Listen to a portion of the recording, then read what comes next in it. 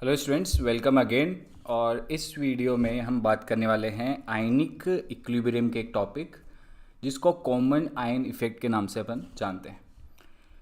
ये जो टॉपिक है कॉमन आयन इफ़ेक्ट, इसमें अपन बेसिकली आयनिक इक्विलिब्रियम के कॉन्सेप्ट यूज़ करेंगे। इसके अलावा केमिकल इक्विलिब्रियम के भी कॉन्सेप्ट यूज़ करेंगे।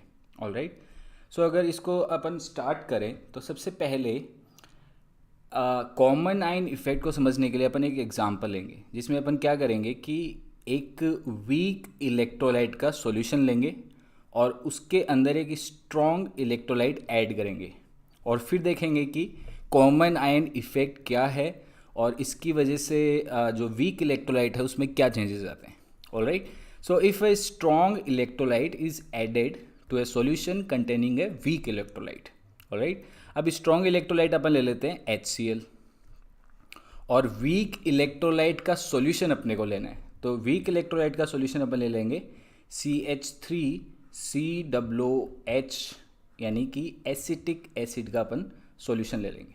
ऑलराइट, गाइज, जैसे एसिटिक एसिड का सॉल्यूशन किस तरीके से बनाएंगे अपन। सबसे पहले एक बीकर लेंगे और इस बीकर में अपने पास कुछ वाटर होगा, H2O होगा, और इसके अंदर एसिटिक एसिड अपन मिक्स करेंगे CH3COOH। ऑलराइट, जो CH3COOH है उसमें उसका जो एक्वस सॉल्यूशन है जो अपन ने जस्ट अभी प्रिपेयर किया है, उस एक्वस सॉल्यूशन में CH3COOH आयोनाइज हो जाएगा और इसके कुछ H+ डिसोशिएट हो जाएंगे, इससे अलग हो जाएंगे। तो यहाँ पे दो तरीके के आयन क्रिएट होंगे, एक तो CH3COO- आयन क्रिएट होगा, इसके अलावा एक H+ आयन क्रिएट होगा। इस स्टार्टिंग में क्या होगा, ये धीरे धीरे CH3COOH डिसोशिएट होगा और एक टाइम पे यहाँ पे इक्विलिब्रियम स्टैब्लिश हो जाएगा।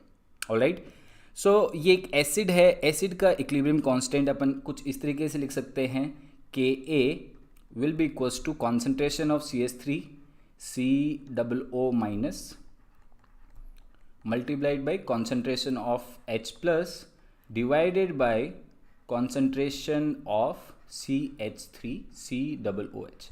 यहाँ तक आपको पता है कि किस तरीके से इक्विलिब्रियम कांस्टेंट लिखते हैं। अब एक बहुत इंपॉर्टेंट चीज़ ये कि इक्विलिब्रियम कांस्टेंट सिर्फ और सिर्फ टेम्परेचर की वजह से ही चेंज होता है और कोई कंडीशन इक्विलिब्रियम कांस्टेंट यानी कि यहाँ पे जो Ka है उसको चेंज नहीं कर सकती।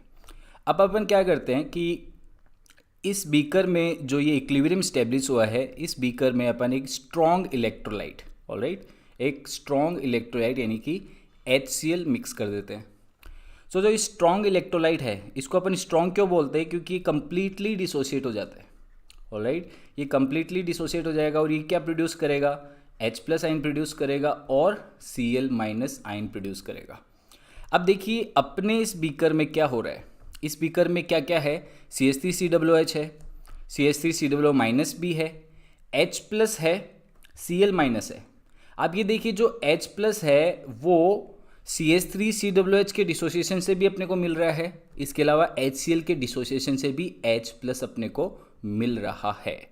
तो यहाँ पे जो H+ है दोनों में एक कॉमन आयन है। अब कॉमन आयन इफेक्ट क्या होगा उसके बारे में अपन जानते हैं। देखिए जब HCl इस सॉल्यूशन में नहीं था तो अपन ने इक्विलिब्रियम कांस्टेंट इस तरीके से लिखा। अब अपन ने HCl ऐड कर दिया। HCl ऐड करने से टेम्परेचर इसका चेंज नहीं हुआ है और इसलिए इसका इक्विलिब्रियम कांस्टेंट भी चेंज नहीं होना चाहिए, लेकिन HCl के ऐड होने से H+ की कॉन्सेंट्रेशन इंक्रीज हो गई। तो आप देखिए H+ की जो कॉन्सेंट्रेशन है ये क्या हो गई है, इंक्रीज। इसके इंक्रीज होने से Ka भी क्या हो जाएगा, इंक्रीज। लेकिन Ka जो कि एक इक्विलिब्रियम कांस्टेंट है उसको इंक्रीज नहीं होना चाहिए, राइट, उसको तो अपनी वैल्यू मेंटेन करके रखनी चाहिए। और इसकी वजह से अगर उसको अपनी वैल्यू मेंटेन करनी है तो अपने को क्या करना है, CH3COOH की कॉन्सेंट्रेशन को इंक्रीज कर देना है। तो ये कॉन्सेंट्रेशन कब इंक्रीज होगी, जब ये इक्विलिब्रियम बैकवर्ड डायरेक्शन में शिफ्ट हो जाए। तो इक्विलिब्रियम जब पीछे की डायरेक्शन में शिफ्ट होगा तो कुछ CH3COO- और H+ आपस में जुड़ के CH3COOH बनाएंगे और वो इतना बनाएंगे कि जितना Ke की वैल्यू इंक्रीज हुई है H+ आयन के इंक्रीज होने से उतना उसको डिक्रीज करना पड़ेगा CH3COOH की कॉन्सेंट्रेशन को इंक्रीज करके। ऑलराइट, सो इसकी वजह से के जो है अपना वो कांस्टेंट हो जाएगा। सो के को कांस्टेंट रखने के लिए ये जो इक्विलिब्रियम है इसको बैकवर्ड डायरेक्शन में शिफ्ट होना पड़ेगा। अब देखिए इसके बैकवर्ड डायरेक्शन में शिफ्ट होने से क्या हुआ, जो CH3COOH है वो अब कम डिसोसिएट हो रहा होगा। लेट्स सपोज पहले जब HCl नहीं था तो इसके जो 100 जो मॉलिक्यूल्स थे, लेट्स सपोज उसमें से 80 मॉलिक्यूल्स और लेट्स सपोज उसमें से 20 मॉलिक्यूल्स डिसोसिएट हुए। अब जब अपन ने H+ बना दिया है तो जो डिसोसिएट हो रखे हैं उसमें से कुछ आपस में जुड़ के वापस CH3COOH बनाएंगे। तो हो सकता है कि 20 में से 10 जो आयंस हैं वो वापस जुड़ गए।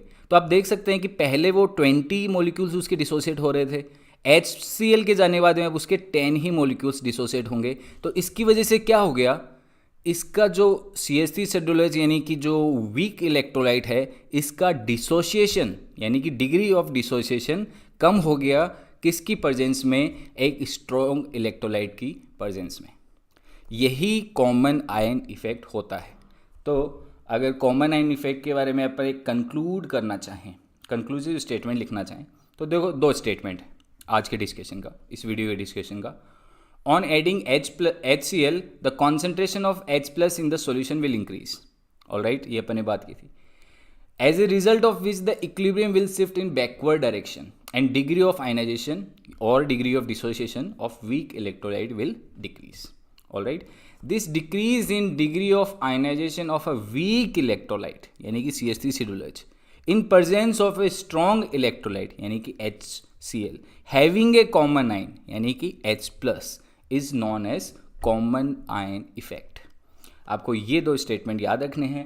और ये क्यों होता है ये मैंने इसको अच्छे से एक्सप्लेन कर दिया है। और ये क्यों हुआ, क्योंकि जो अपना इक्विलिब्रियम कांस्टेंट है इसको अपने को मेंटेन करके रखना होता है, क्योंकि इक्विलिब्रियम कांस्टेंट सिर्फ टेम्परेचर की वजह से ही चेंज हो सकता है और कोई कंडीशन उसको चेंज नहीं कर सकती।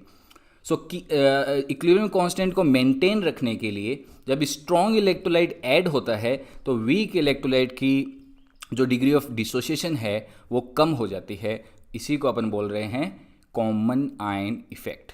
आई गेस स्टूडेंट्स आपको ये बहुत अच्छे से समझ में आ गया होगा। काफ़ी इंपॉर्टेंट टॉपिक है। This is it in this video. Thank you very much and I will see you later in the next video.